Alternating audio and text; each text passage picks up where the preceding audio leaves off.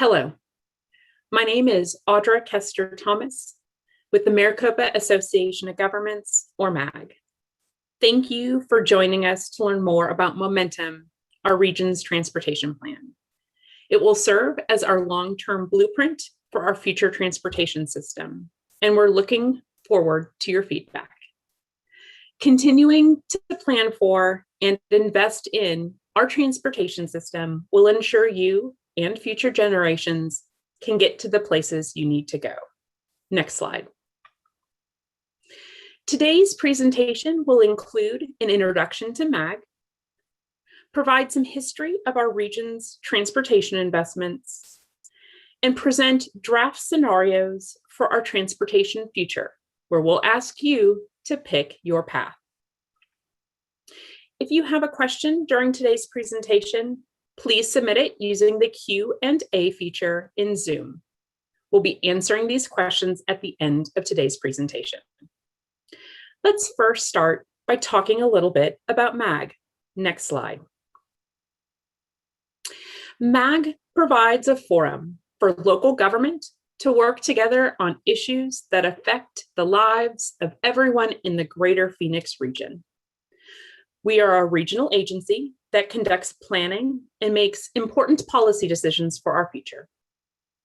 MAG serves as the designated metropolitan planning organization for this large region, and that means one of our core businesses is transportation. Our job is to develop a long-term regional transportation plan, guiding how our region spends its transportation dollars. As you can see, this is a particularly difficult challenge for a region as large and diverse as ours. Next slide.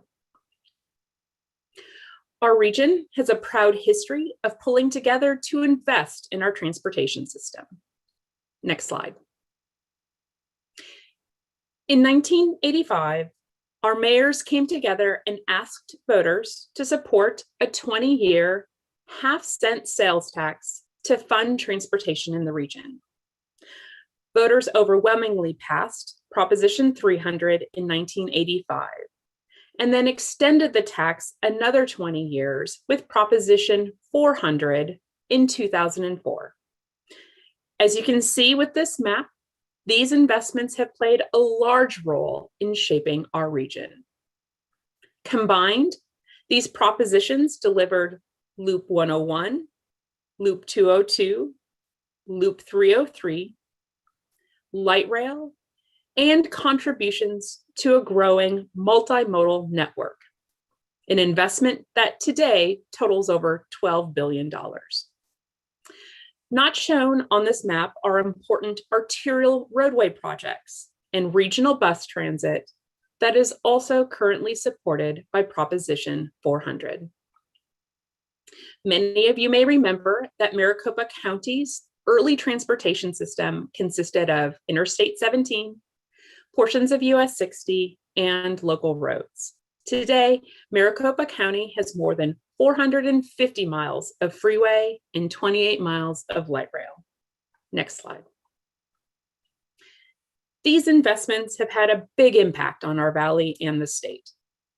Our freeway network alone, made possible by our dedicated regional sales tax, saves the average motorist approximately 105 hours each year. That means more time with your family and friends doing the things you care about most. As you can see here, the vast majority of the valley's jobs are located within a mile or two of a freeway or light rail corridor.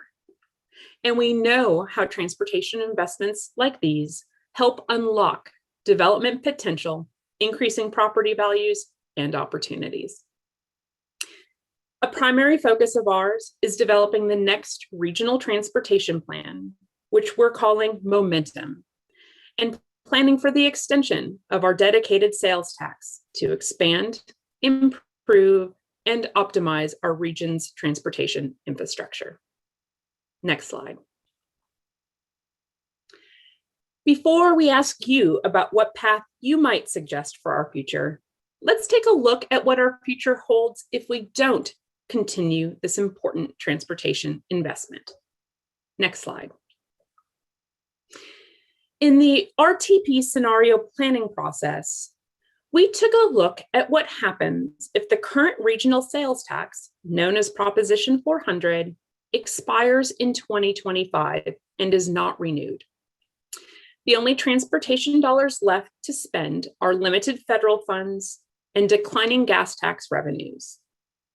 This limited funding would be used for ongoing operations and limited improvements to the system we have today. If we did not continue this dedicated tax, we would not be able to build new facilities, expand our transit system, or engage in region-wide activities designed to help optimize the existing network. You can see here the outcome. In the year 2050, our region is standing still in evening rush hour congestion. Next slide. Let's take a small break and ask for your feedback through a poll. No matter what we do, our region will continue to grow, and so will congestion. What should be our top priority and strategy to address congestion in our region? Craig, would you show the poll?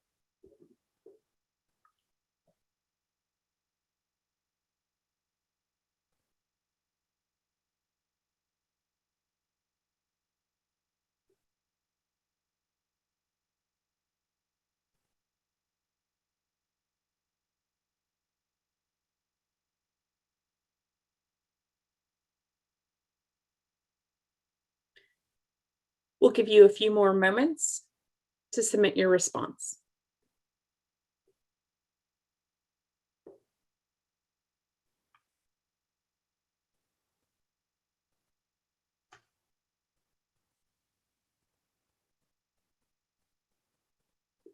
Craig, why don't you show the results? So with this group this morning, it looks like your top choice is to provide more transportation choices and alternatives like transit, bicycle, and pedestrian investments. Next slide. Together, we have built a great transportation system, but to keep the Valley moving forward, we have a lot more work to do. Our new regional transportation plan will guide major investments in roadway and public transit systems for the next 20 years and beyond. Next slide. You're playing an important role today by learning more about our future transportation options. Our policymakers are relying on feedback from you and your neighbors to help make some tough choices ahead. We've spent the last 2 years asking Valley residents what is most important about this community and moving about the region. And here's what we've heard. Expanding transportation choices and options, especially transit and active transportation or bicycle and pedestrian investments, are important to you. You recognize our growth will continue and we'll need a plan that's flexible and adaptable for an uncertain future.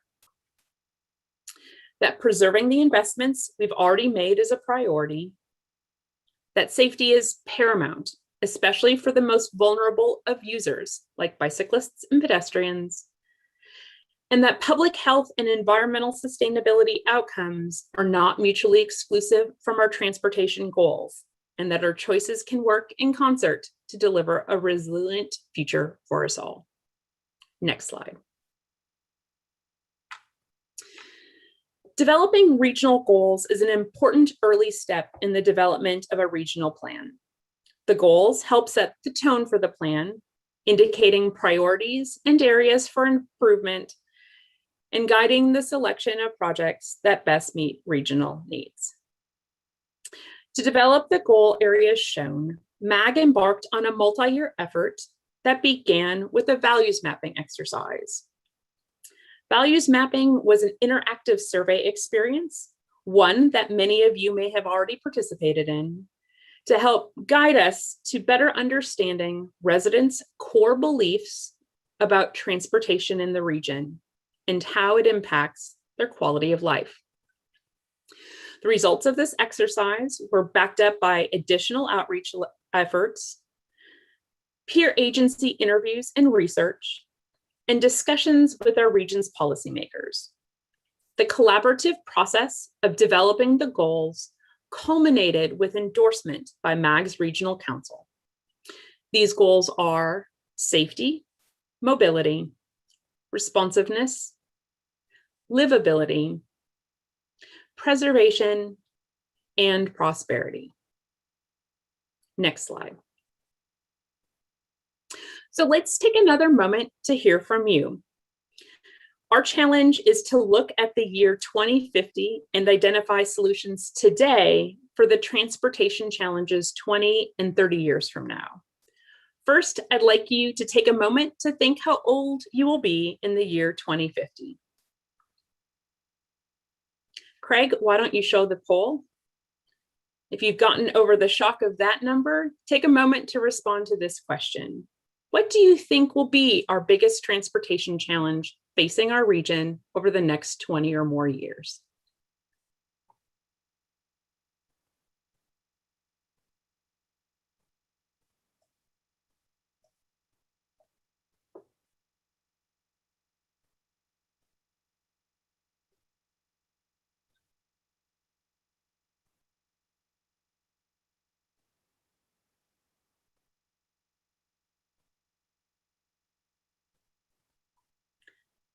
We'll give you a moment or two to finish completing the poll.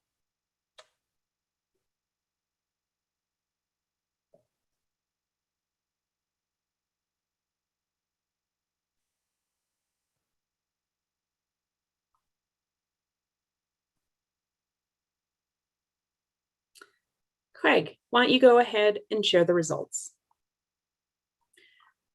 So it looks like we have an even split amongst the options, with environmental impacts narrowly beating out the other three. Next slide.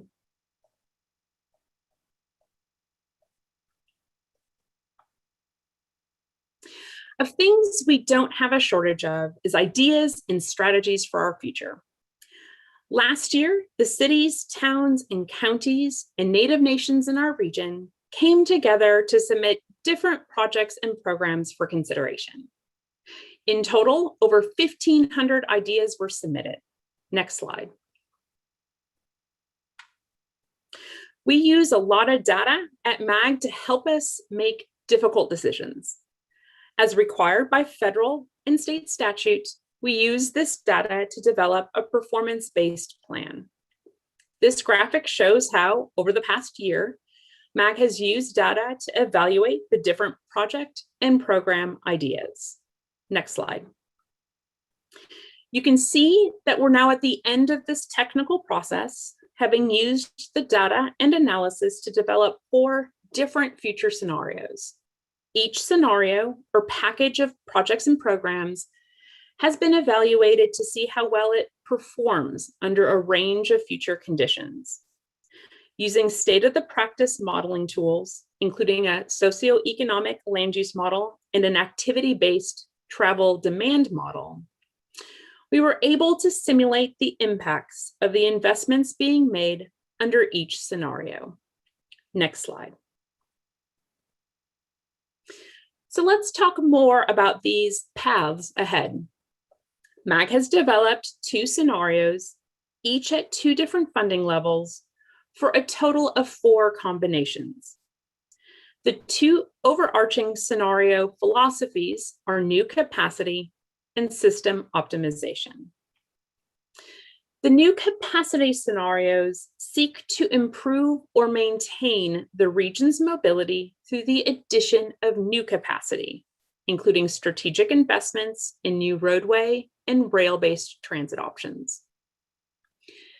The system optimization scenarios prioritize investments in infrastructure, technology, and programs that improve or maintain the region's mobility with lower levels of investment in new capacity. Ultimately, we'll end up with a plan containing projects and programs that fall somewhere in between these 4 scenarios. The scenarios act as a decision support tool, helping us identify the opportunities and trade-offs associated with different types and levels of investment. Policymakers can then use this information to inform final project and program selection. Let's take some time to briefly introduce you to each scenario. Next slide.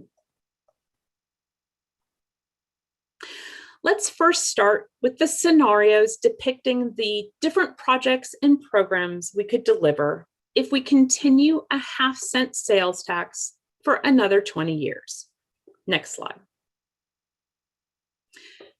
The new capacity half-cent scenario aims to improve or maintain the region's mobility through addition of new capacity, including strategic investments in new roadway and rail-based transit projects. Key features of this scenario include investment in freeway expansion, one new bus rapid transit or BRT route, 3 light rail extensions, and 1 streetcar extension. Because of several large capital investments, this scenario includes the smallest investment in program areas like technology and safety. I'll give you a moment to review this slide.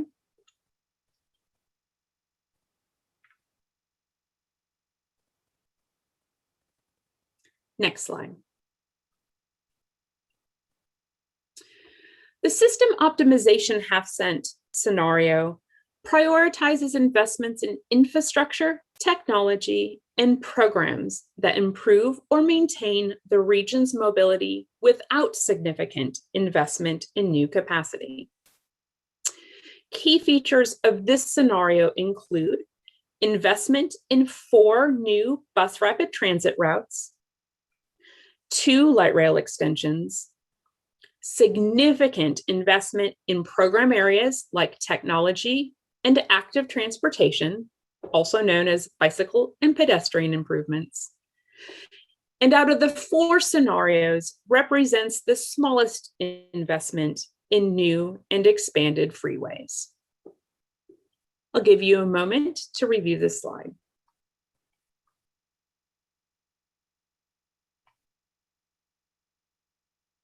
Next slide. While we're able to construct and invest in many important transportation solutions with a continuation of a half-cent, we will continue to see congestion and mobility impacts in our future. With the additional revenue generated by a 1-cent regional sales tax, we can further our transportation investment portfolio. Let's see what else we could deliver if we increased our revenues. Next slide.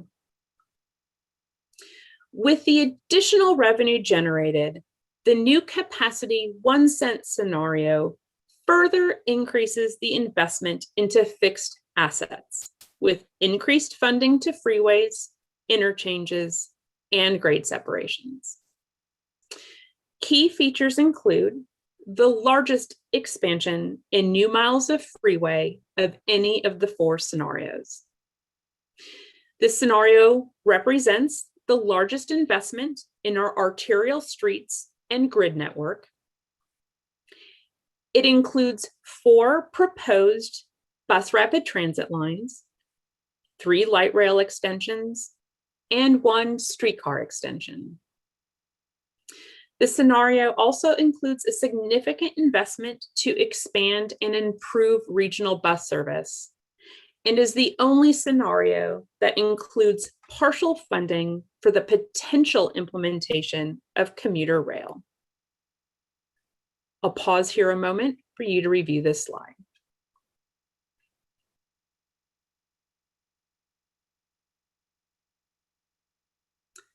Next slide. Finally, the system optimization 1-cent scenario increases the investment into solutions that maximize our existing facilities.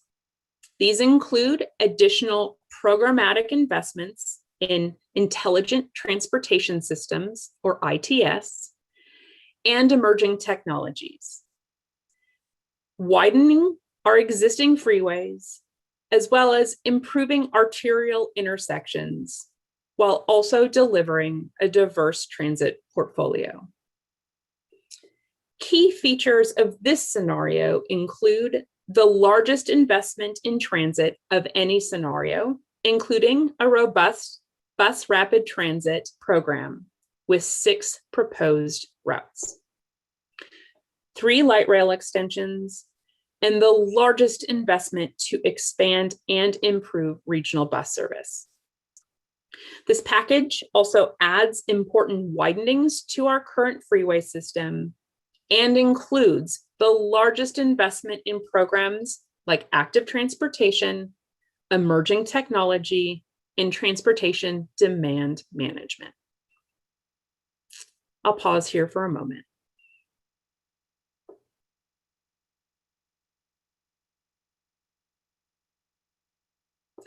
Next slide. We know we've already provided you with a lot of information.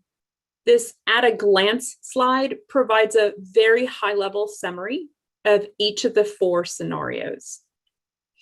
While each scenario delivers important investments to ensure the efficient movement of people and goods throughout the region, each also contains different choices, and in many cases, different ways we can move from here to there. We're interested in hearing from you, your questions, your feedback about these tough choices ahead. Next slide. So let's do our next poll. Craig, would you show it?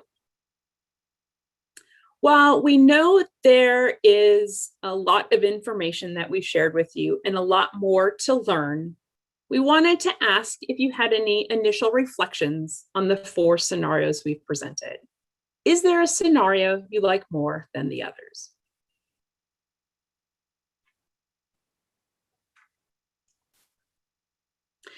As a reminder, if you do have a question, please submit it through the Q&A feature in Zoom. We'll be answering these questions shortly.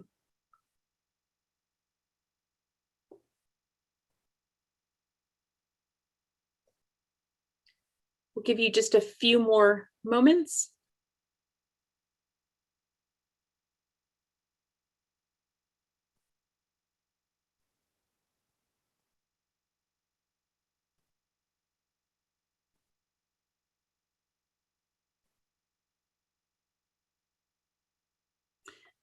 Craig, why don't you share our results?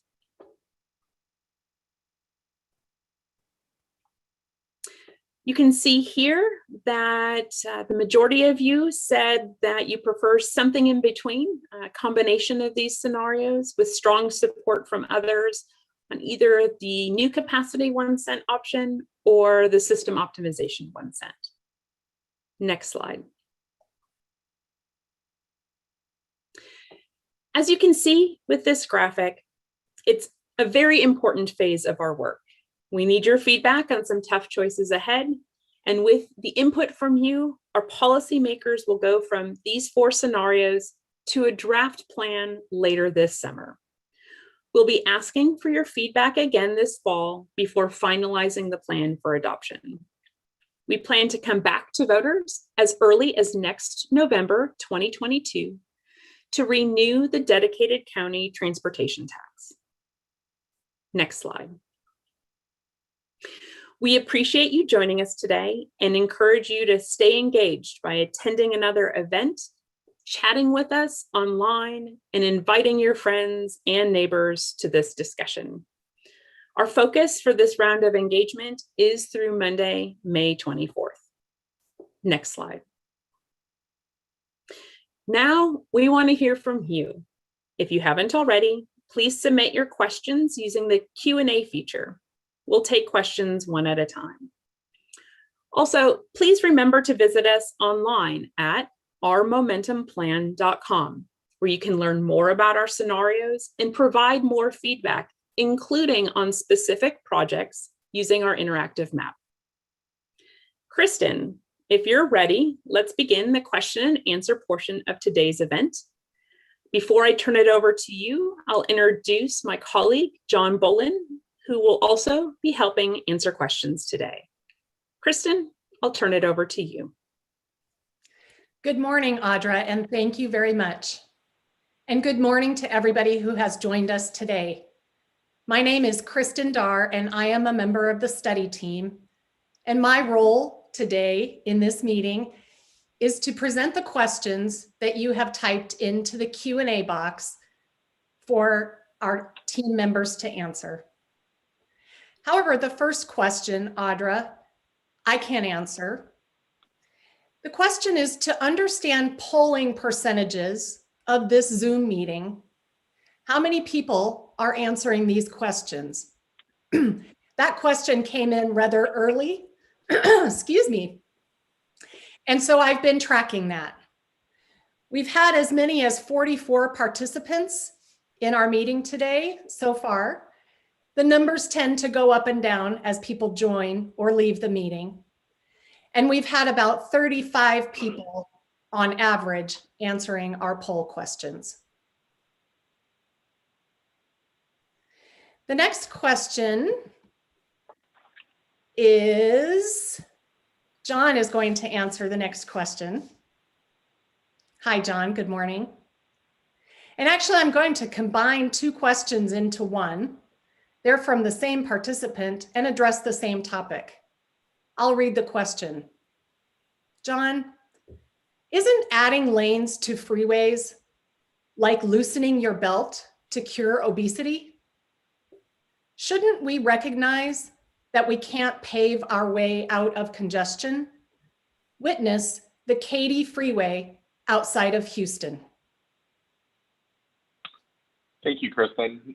That's a very good question. As you had pointed out, there are really only so many lanes that we can continue to add onto freeways before we don't see much benefit afterwards. That is why in all of the scenarios, you can see more of a specific strategy to look where we should be adding lanes, and more specifically, how we can optimize the existing facilities to get improved or decrease our congestion levels. For example, we strategically look at improvements where we can add high occupancy vehicle lanes that can reduce travel times and encourage other modes. Thank you, John. Next question. It was unclear what super grid and other bus improvements are in most of the scenarios. Thank you for that question. There is very limited funding currently available in the region as part of Proposition 400 to support regional bus transit.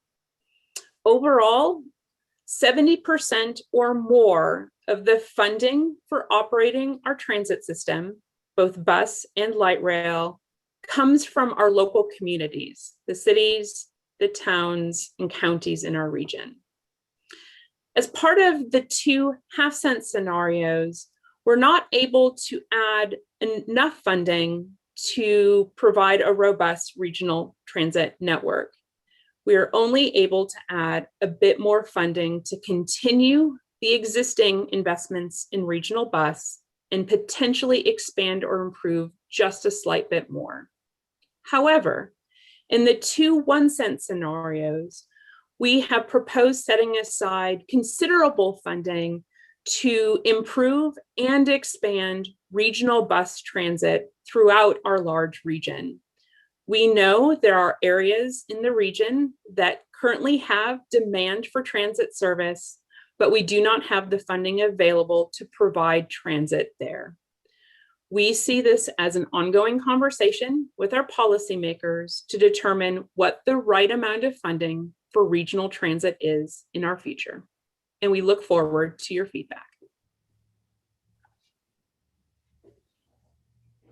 Thank you, Audra. The next question I'll direct to you, John. Is there likely federal support for some options in the infrastructure bills for electric vehicles or electric buses or light rail to improve air quality and carbon use? Thank you for that question. As part of the RTP process, we actually take into account all the revenues that are available to our region to plan for transportation investments in the future. While we have focused today on the regional sales tax, there is also a substantial amount of federal funding that flows to the region, as well as state gas tax funding. Part of our approach moving forward is to be more flexible with our programs so that we can account for changes in the future. Truly, part of the challenge now is that we don't know what the future holds, particularly with the pace of development of electric vehicles, autonomous vehicles, and other technology.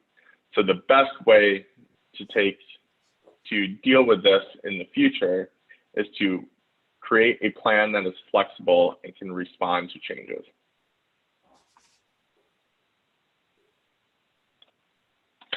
Thank you, John.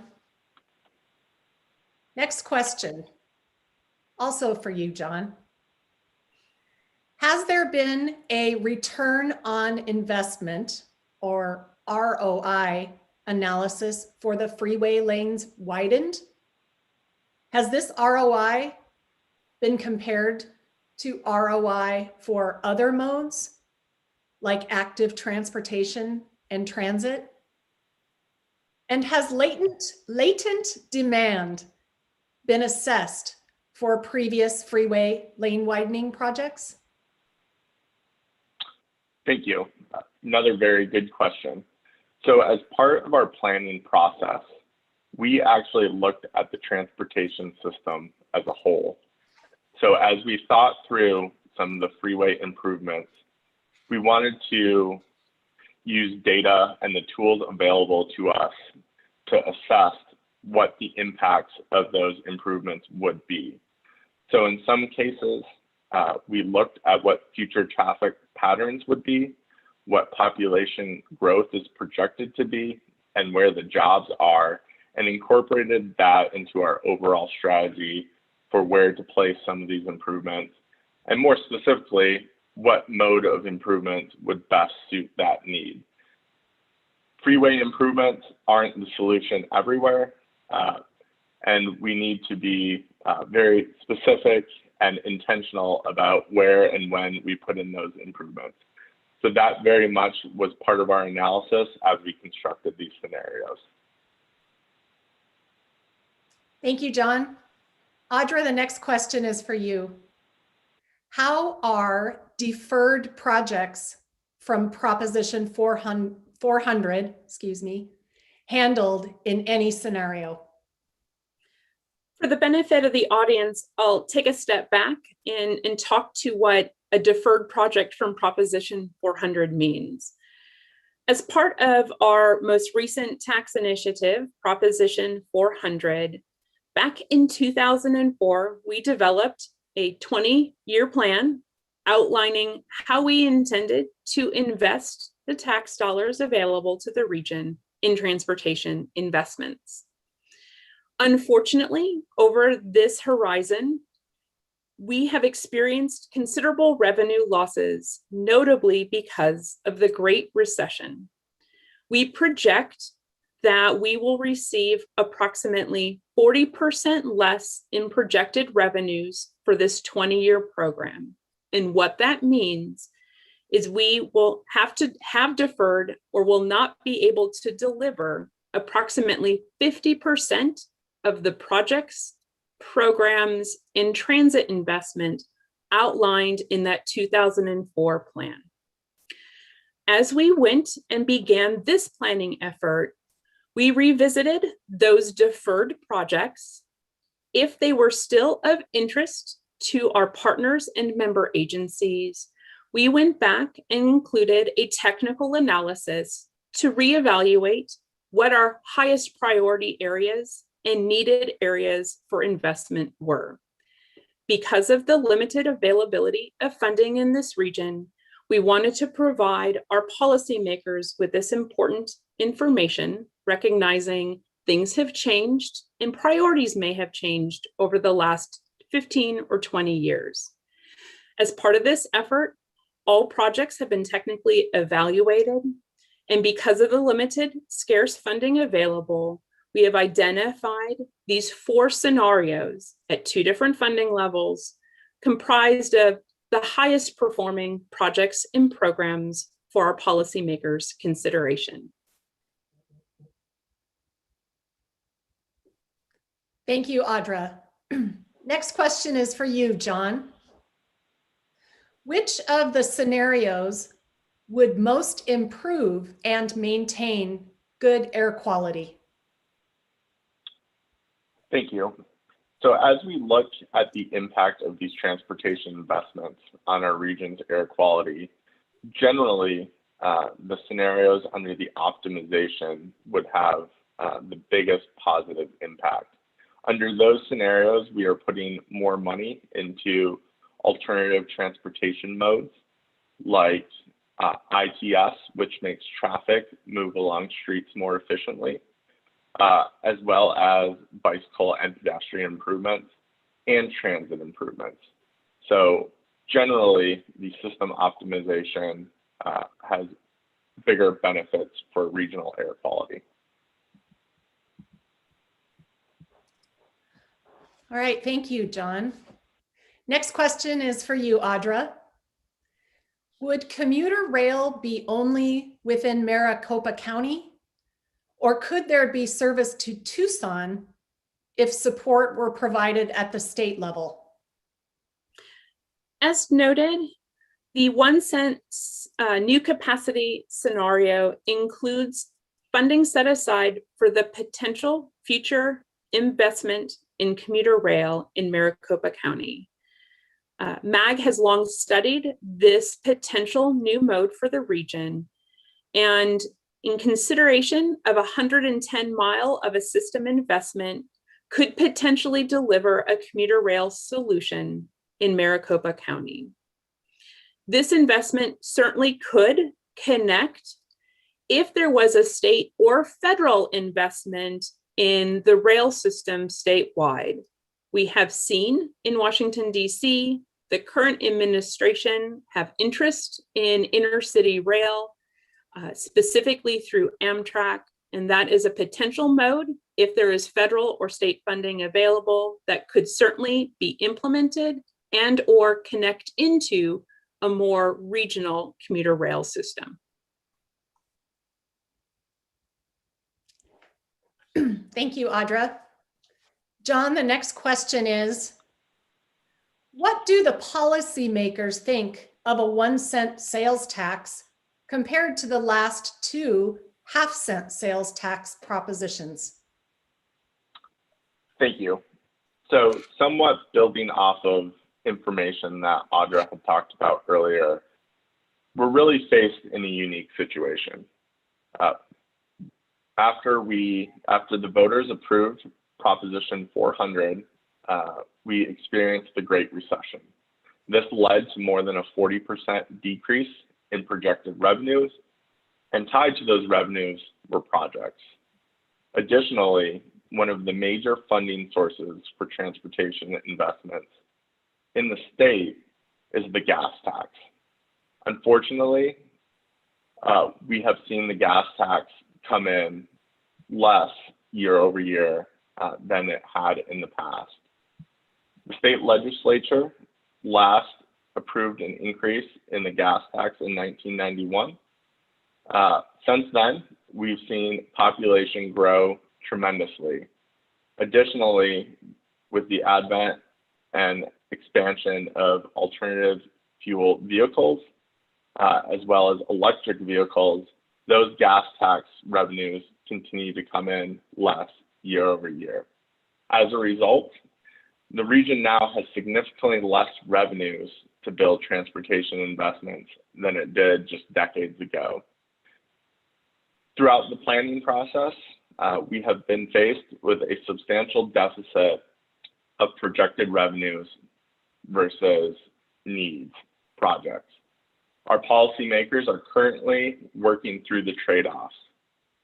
We can't afford everything that we need, and it'll be up to our policymakers to determine what the priorities are. So feedback from the public as well as continued analysis will all be essential in that process as they ultimately determine where to go from here. Thank you, John. Audra, the next question is, will there be a prioritization list, new and optimized, that will be prepared prior to the ballot initiative? If yes, can you explain timeline and process for developing? Absolutely. We see these 4 different scenarios as a decision support tool. And as indicated earlier in our presentation, the starting point for a conversation.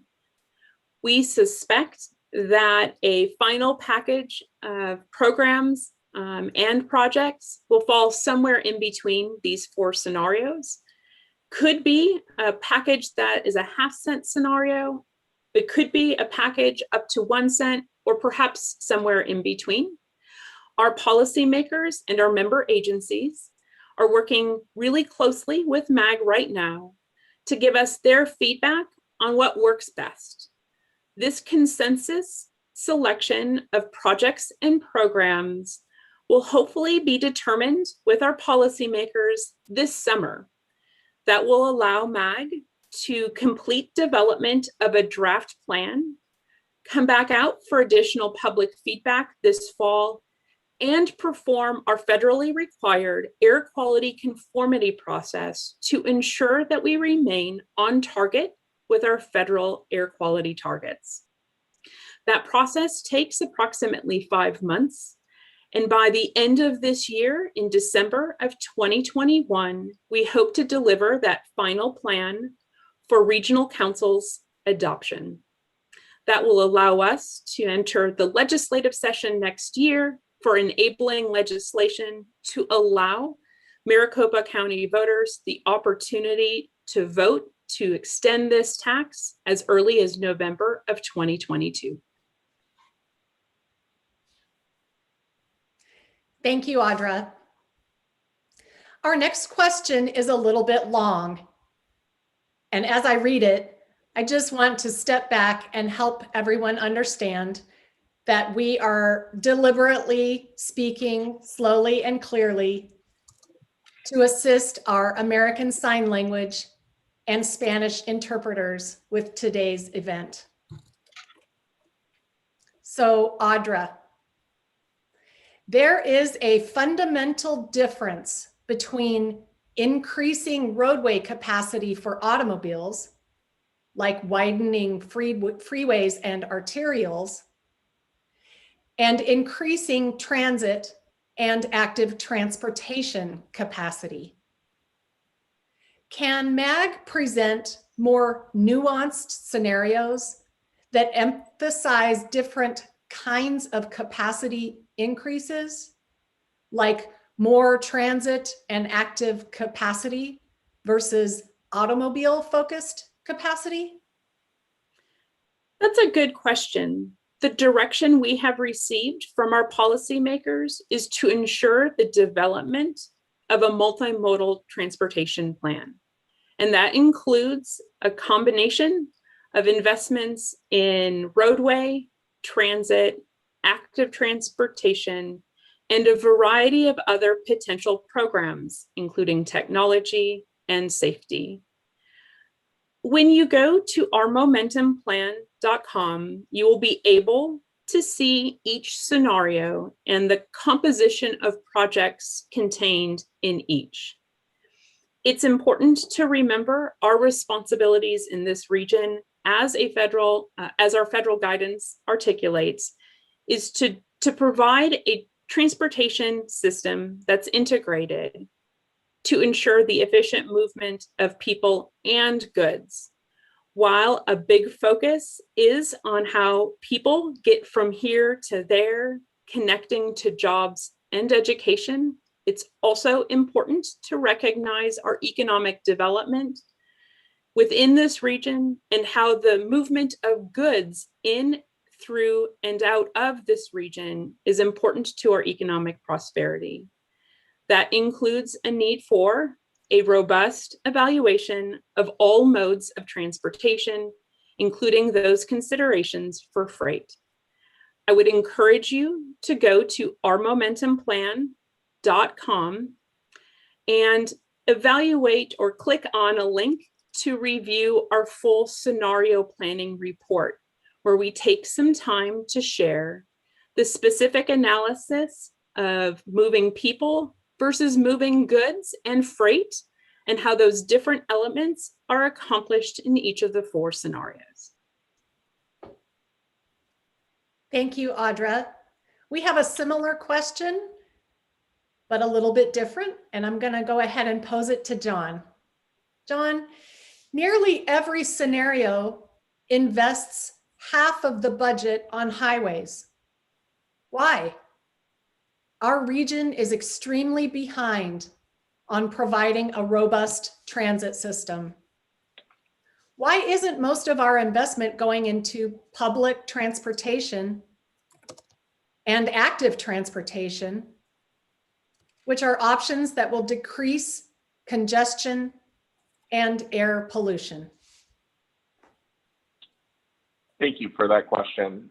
So as I had noted earlier, throughout the RTP process, we are actually taking into account all the revenues that are available to the region.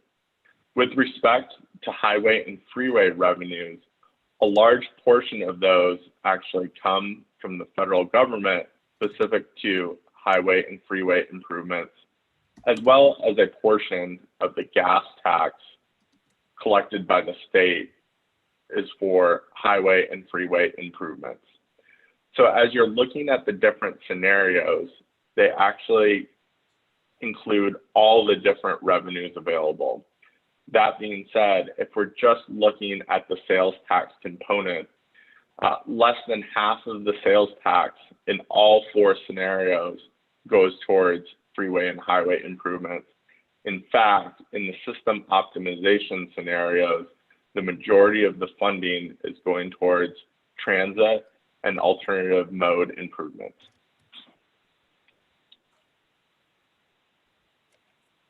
Okay, thank you. I'd like to take a moment and note that if you have submitted comments through this Q&A box, we are capturing those and we are listening. Our next question is there a consideration to expand the HOV lanes over time for capacity of autonomous vehicles over the next 30 years? It would seem the roads and highways will eventually have more autonomous vehicles than not. And it would seem that these autonomous lanes could hold more vehicles, travel faster and safer.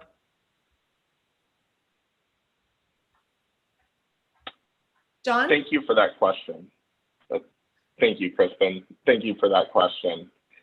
As you can see, if you look at the interactive map on the Momentum website, all 4 scenarios include substantial improvements to the high occupancy vehicle or HOV network.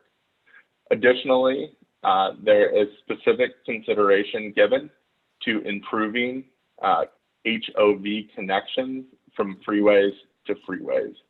We believe that this will be a big point of emphasis in the future, not only for the potential of autonomous vehicles, but also to increase transit options. Moreover, I will also add, as it relates to autonomous vehicle, one of the funding buckets that we have identified is for emerging technologies.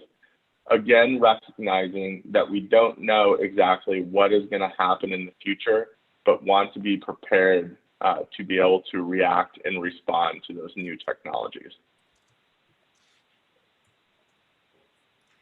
Thank you, John. Next question is for Audra. Any thoughts for bus on shoulder to make bus faster and more attractive, perhaps even challenging rail on a cost-benefit analysis?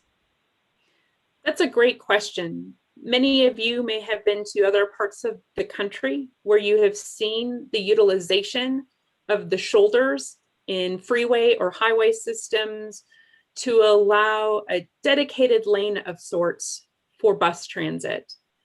We see this as a potential opportunity in our future. It would take some changes in state law, but we are evaluating that as part of future opportunities, notably a project for the US 60 in Superstition, which is constrained by right-of-way currently. There might be an opportunity to do a multimodal optimization project utilizing the full width of the facility. Additionally, one of the reasons MAG has invested the last year and a half in studying bus rapid transit is we see that as a new mode that provides a lot of the same benefits of rail, specifically through a dedicated lane, but at a much cheaper cost than a rail alternative. It's one of the reasons you see bus rapid transit or BRT included in these scenarios, and we would like to get your feedback. Thank you, Audra. Our next two questions from different participants are both about measurement. I'll pose them both to you, Audra. First, what goals does MAG have for reducing VMT, or vehicle miles traveled, and the associated emissions? And then secondly, in our presentation, we almost always talk miles as the measure of improvement. Are there other measures that might work better and should be used to measure success? Great questions. Regarding the reduction of vehicle miles traveled, or VMT, and improvement in emissions overall, we see in this region a real opportunity to reduce single occupant vehicles. That includes ensuring investment in our transit system, but also the opportunity to better invest in transportation demand management, or TDM, which is a range of strategies working with our business community as well to better optimize and take unnecessary congestion off of our roadways, specifically by use of different alternative modes or even working circumstances. We have included additional programmatic funding for transportation demand management in several of these scenarios. It is a very good point to recognize we have featured a lot of quantifiable elements of each of these scenarios in today's short presentation.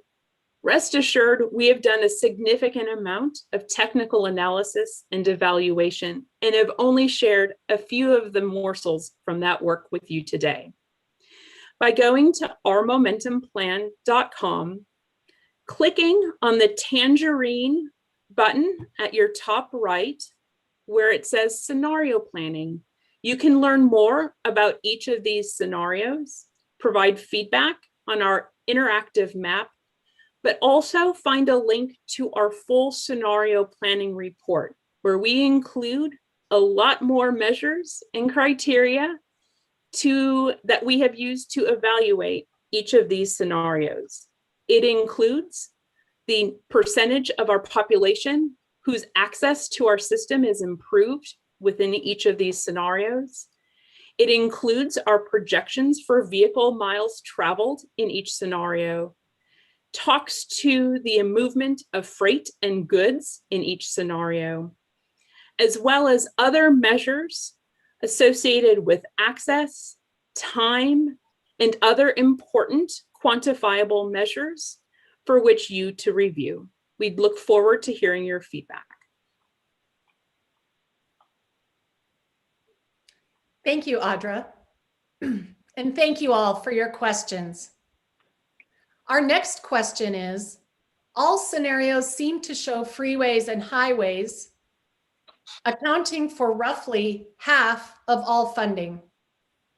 John, how is significant spending on freeways and highways considered to be system optimization? Thank you. So as I had noted before, the funding available for the RTP includes all sources. So some of those sources are specifically for highway and freeway improvements. Looking at just the sales tax component, a far smaller proportion of the sales tax would go into the freeway and highway program. However, these scenarios, the spending on highway and freeway projects largely represents improvements to the existing infrastructure that is there today. So the funding is intended to make those facilities more efficient, whether it be improvements to I-17, to add HOV lanes to certain freeways, to improve HOV connectivity from a freeway to a freeway, as well as optimizing areas like Grand Avenue or improving bottlenecks that we see on the system today, such as those around the 202 Red Mountain and 101 Pima Price. Thank you, John. Next question, Audra. Will the extension of the tax be limited to a 20-year term, or will a longer time frame be considered? That's a great question. Our previous two initiatives were a 20-year horizon. Our current Proposition 400 expires in the year 2025. We have asked for feedback and received other thoughts from the public on whether or not they would support a continuation of a 20-year tax or something different. There does seem to be a lot of comfort in the 20-year program or tax extension, but our policymakers will provide the direction and ultimate decision on the rate and term of a future tax. Thank you, Audra. Next question. BRT, or Bus Rapid Transit, seems to be the most cost-effective and logical expansion of capacity. Is that correct? It is certainly an alternative and certainly a viable one for consideration in this region. We have not yet implemented a true bus rapid transit line in the greater region, but in partnership with the city of Phoenix, certainly see this as a potential mode to serve regional needs. Indeed, it is significantly more cost-effective than a rail alternative. And while it provides a lot of the same operational benefits, especially when given a dedicated right-of-way, there are some economic development considerations for which our member agencies, as well as MAG, would consider in the future development or expansion of bus rapid transit. In some regions, it's seen as the first step before an ultimate rail extension, but in others, it's seen as an equal or viable candidate for high capacity transit. We have provided these alternatives and options and are looking forward to the feedback from the public to make some tough choices. Thank you, Audra. Our next question. To whom at MAG can I direct my concerns about how the city of Chandler ignored public comments and approved street widening projects that will negatively impact existing neighbors? Audra? Thank you for that question. It's important to remember that our member agencies, the cities and towns and counties, own our arterial infrastructure in the region. MAG does partner and has the opportunity to provide funding for important arterial investments region-wide. If you have a question about a specific project or would like to learn more or direct your feedback to us, please do so using the information on this screen. You can send us an email specifically at momentum@azmag.gov. Thank you, Audra. I'll also point to the phone number that is listed on the screen, another way to contact our team. John, the next question is for you. How will you balance transportation ROI, which is return on investment, for communities that may be on the edges of the MAG region, especially those where major highway improvements, which take the most money, are not available? This is a good question. So the region is currently in the process of coming up with a comprehensive regional plan to solve and identify transportation improvements in the future. I think the citizens of our region recognize that we're all connected despite city boundaries, and that improvements throughout the system benefit us all, whether it be shorter commute times to travel to work, whether it be shorter commute times to travel to arts and entertainment, or even improving economic mobility and access to businesses and improving their overall competitiveness. Certainly, as we put together the scenarios, we tried to identify where specific transportation improvements are needed and how those align with the overall goals established by our policymakers. Thank you, John. Audra, the next question is, how do these scenarios address individuals without access to a car? Do the models and resulting scenarios address areas with higher concentrations of individuals in this situation?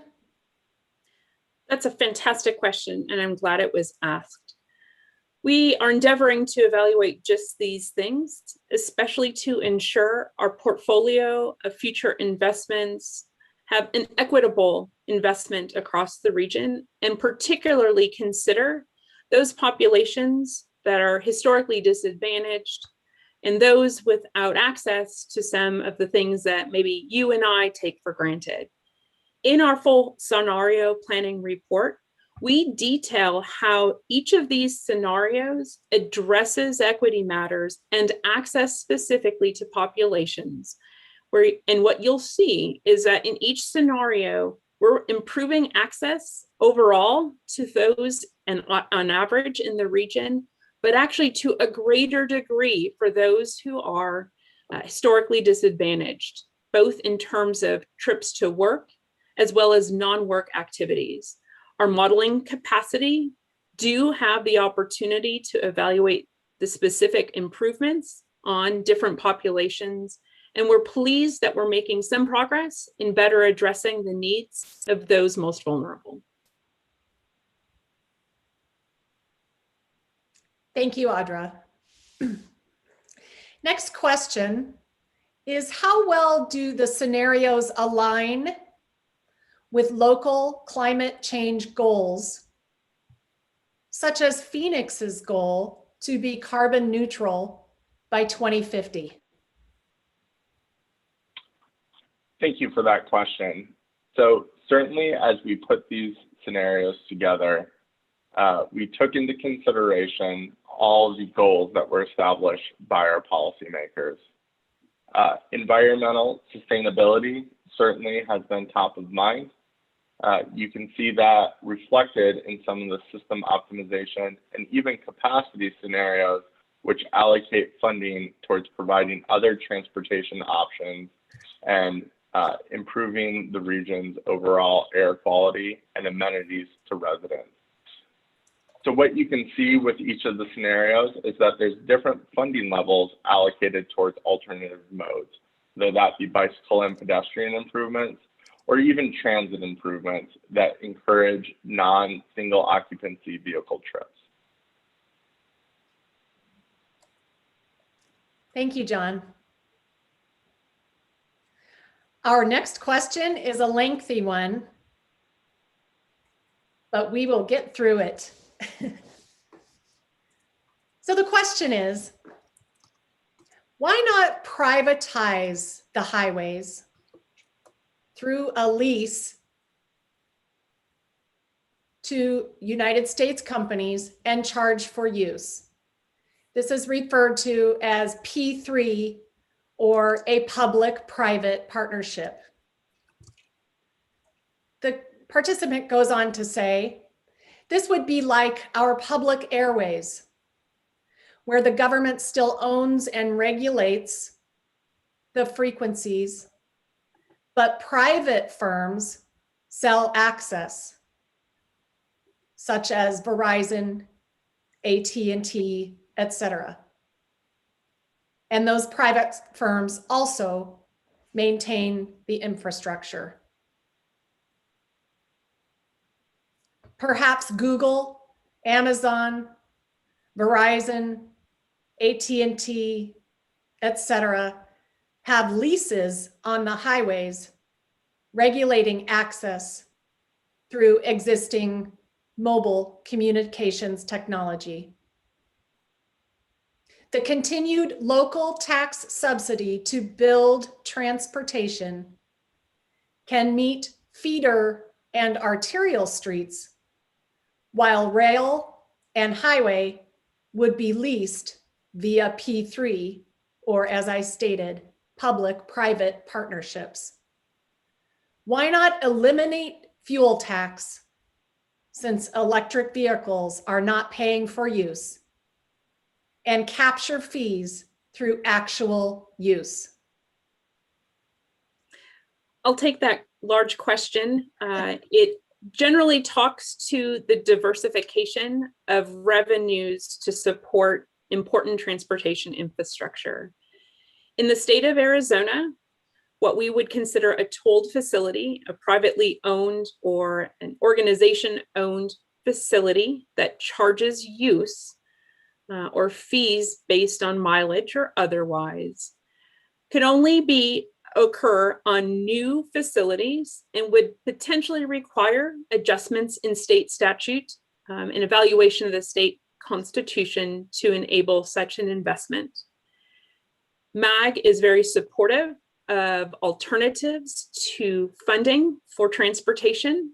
We are limited in this region to just a few alternatives, and certainly recognize the need to modernize our current gas tax, or the Highway User Revenue Fund in the state of Arizona, to ensure all users of our system are paying and contributing to its use and maintenance.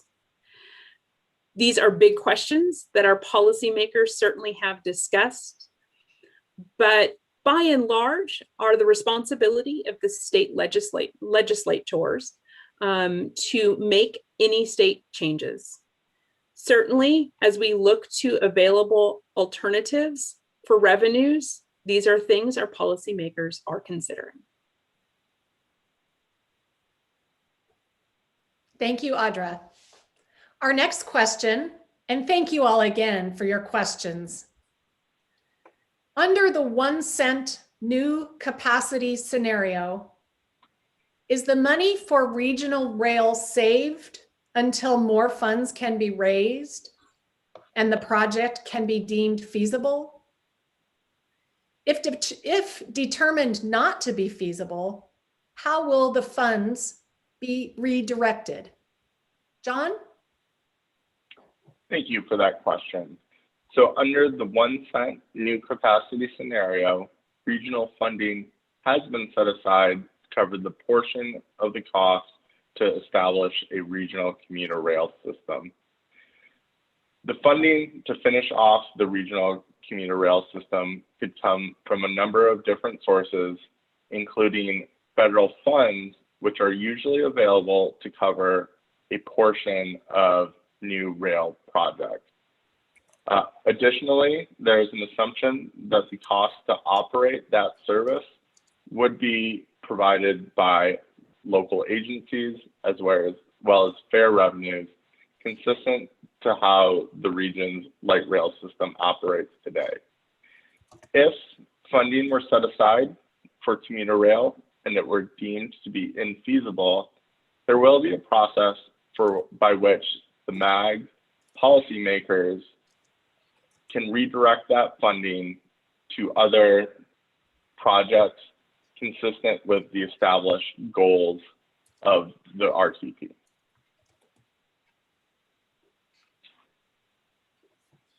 Thank you.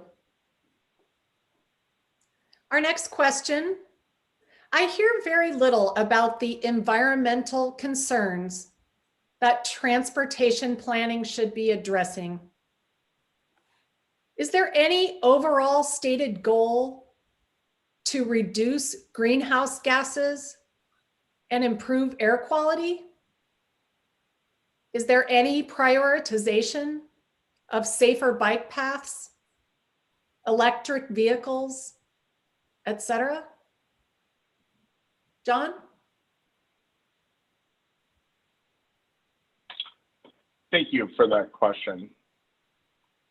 So there are a number of different goals that our policymakers have undertaken. If you look at the scenario planning report, you can assess how each scenario responds to those goals, and you can see how each of the different improvements targets that overall reduction.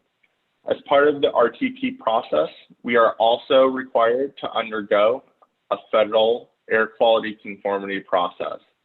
So as our policymakers hone in on the draft preferred scenario, we will work closely with our air quality modeling team to assess what the overall air quality impacts of those transportation investments are, and that they are within all regulations set for the region. Thanks, John. Audra, the next question is for you. The majority of Valley residents live in the suburbs because they cannot afford to live close to their job. If they have to get in their car regardless, how do you get them to take multiple modes of transportation? Great question. I think the challenge for us in a region geographically large and diverse our own, finding the alternatives for transportation and ensuring we're able to provide alternatives that make the most sense. We find that by providing competitive options, perhaps in a commuter bus format, these alternatives, as long as they're time competitive, attract new choice riders to use them. As this region continues to invest in a multimodal portfolio, these are the kinds of investments we feel strongly can enable choices even for folks living in the suburbs. Between some of our transit options like commuter bus, as well as a continued investment in transportation demand management and programs like Van Pool, sponsored through Valley Metro, we see a portfolio of new options as well to be added to these tried and true alternatives. Thanks, Audra. The next question will be for you as well. Why would you add more buses, which run actually a lot slower than cars, many of them running empty, and call that bus rapid transit? We wouldn't. Bus rapid transit is a distinct product that often operates in its own right of way and has many fewer stops to ensure it's a time competitive mode, providing a reliable delivery of people to their destinations in corridors that make the most sense. This is an alternative MAG in partnership with the city of Phoenix has studied over the course of the last 2 years, and we see as a viable alternative to invest in here in this region. Thank you. Next question. Does the Regional Transportation Plan, or RTP, consider, prioritize, and incentivize increased mixed use and transit-oriented development to better leverage investments in transit and active transportation? We certainly recognize, and you may have remembered seeing early in today's presentation, the activation of transportation investments in property values. Transit-oriented development, or TOD specifically, we have seen deliver fantastic results along our light rail system here in the region, something we've celebrated now just over 10 years ago. While MAG has no land use authority, and in fact, all land use decisions reside singularly in the state of Arizona with local jurisdictions, our towns, counties, cities. MAG recognizes the complementary planning and impacts of major transportation investments to land use decisions, and we work closely with our member agencies as we plan for these investments. Thank you both, John and Audra. We have one more question. Is it reasonable, excuse me, is it reasonable to assume that MAG can attain the enabling legislation in the spring 2022 legislative session and hold an election in the fall of that same year? If not, when would the next election cycle be available? 2024? Yes, we, in partnership with our member agencies and our policymakers, anticipate having success at the legislative session in 2022 and allowing for the placement of the question on a ballot as early as November of 2022.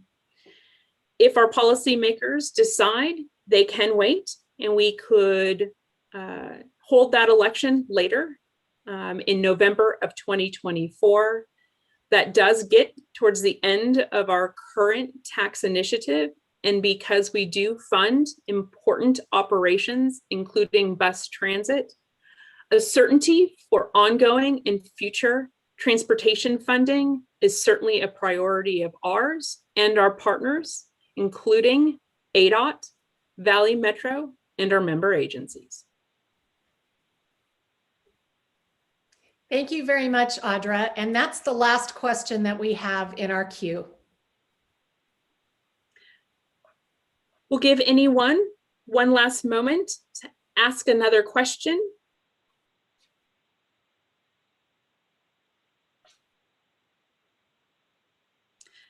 And seeing none come in, I just want to take this moment to thank you all for participating. Your input is important, and we appreciate that you've taken the time to learn more about these important options ahead. A recording of this event will be posted on ourmomentumplan.com, where you can continue to learn more about this work and provide your feedback. On behalf of MAG and our member agencies, thank you again for joining us, and have a great rest of your day.